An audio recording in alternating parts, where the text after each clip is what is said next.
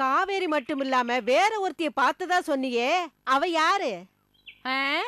அவளா பேரு மதுமிதா.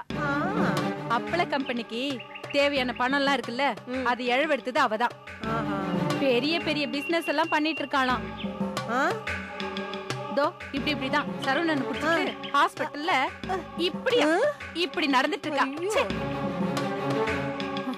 வந்தது கோவம், என்ன பார்த்தது அவளோட கேடுகாலம்மா. அதே மாதிரிதான் அவ என்ன பெரிய பேட்ட ரவுடி மாதிரி பேசிட்டு இருக்கா அந்த காவேரி. அவளுக்கும் நான் வச்சிருக்கேன் ஆப்பு. வா மவளே வா.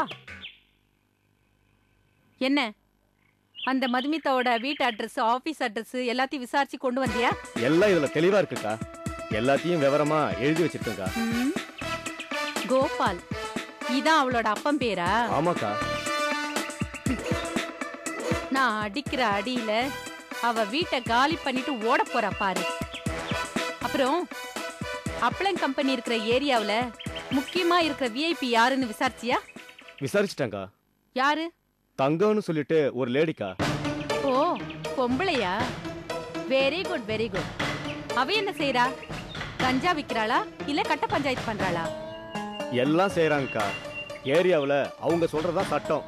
பிக் பாக்கெட் அடிக்கிறவங்க இருந்து போலீஸ்கார வரைக்கும் எந்த விஷயத்த செய்யறதா இருந்தாலும் அவங்க கிட்ட வந்து ஆசீர்வாதம் வாங்கிக்கிட்டு தான் போறானுக்கா. பாத்துக்கிட்டியாமா? உன் பொண்ணு எப்பவுமே வெட்டி புலம்புறதே கிடையாது. என்ன செய்யணுமோ அதை கரெக்டா செஞ்சதுக்கு அப்புறம் தான் எனக்கு பேச்சே வரும். அதெல்லாம் சரி ஈஸ்வரி. அந்த தங்கமோ கிங்கமோ அது வந்து இங்க என்ன பண்ண போகுது? அம்மா, முதல்ல அவ இங்க வரட்டும், என்ன நடக்கும்னு அப்புறமா சொல்றேன். கரி, சொல்லுங்கக்கா. நான் அந்த தங்கத்தை சந்திக்கணும், அதுக்கு ஏற்பாடு பண்ணு போ. சரிக்கா, செய்யறேன்க்கா. வரேன்க்கா.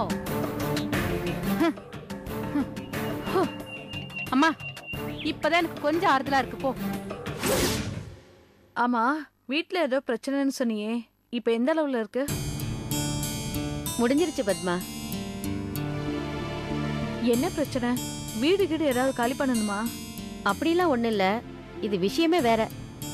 என் தங்கச்சி புருஷன் ஒரு பெரிய தப்ப பண்ணிட்டு ஜெயில இருந்தான். அந்த நேரத்துல வெயில் அவனை எடுக்க முடியல, விடமாட்டேன்னு சொல்லிட்டாங்க. 3-4 மாசம் ஓடி போயிடுச்சு. முந்தா நேத்து தான் அவனை வெளியில கொண்டு வந்தோம். இதுக்குன்னு என் தங்கச்சி மாசம் ஃபீஸ கட்டி இந்த மாசம் வெளியில எடுத்துட்டா. வக்கீல 23,000 செலவாகும்னு கேட்டாரு, கொடுத்துட்டோம். கடைசியா அப்படி இப்படின்னு போராடி அந்த ஆளை வெளியே கொண்டு வந்தாச்சு. எனக்கு உன்னை விட்டா வேற யார் இருக்கா?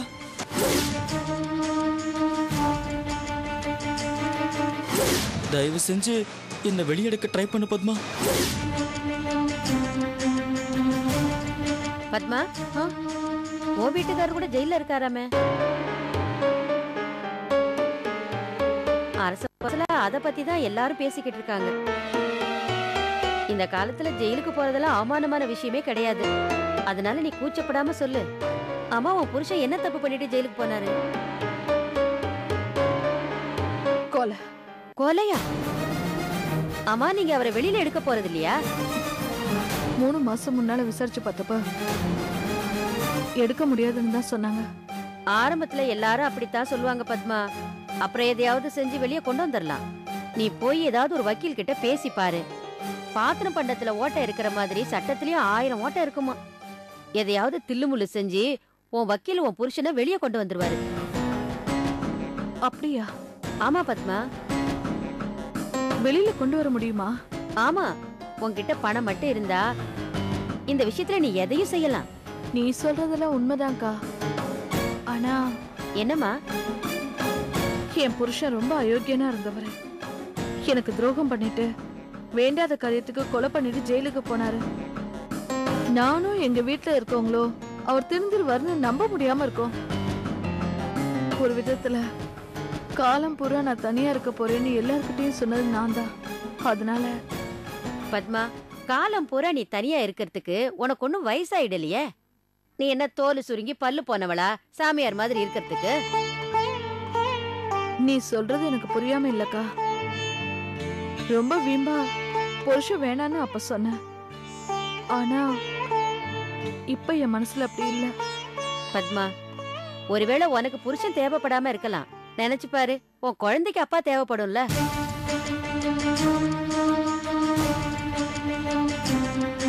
வளர்ந்துட்டா எங்க அப்பா எங்க அம்மான்னு கேள்வி கேட்க மாட்டாளா? ஆமா பத்மா, இந்த மாதிரி 4 பேர் வர போற இடத்துல நீ ஒரு வாழா வெட்டியா இருக்கிறது ரொம்ப தப்புமா.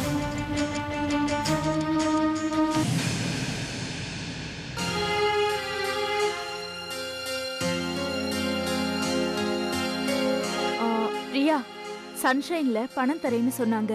ஏற்கனவே 1 மாசம் ஆயிடுச்சு. அதனால கராரா பேசி வாங்கிட்டு வந்து. சரிக்கா.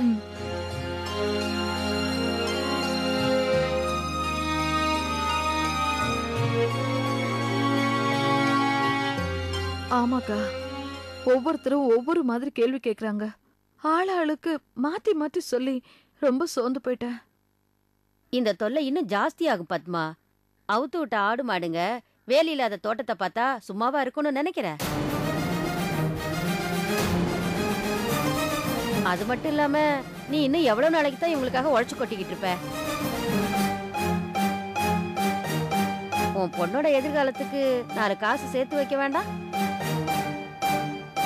பிற்காலத்துல அவளை யார் பாத்துக்குவா சொல்லு?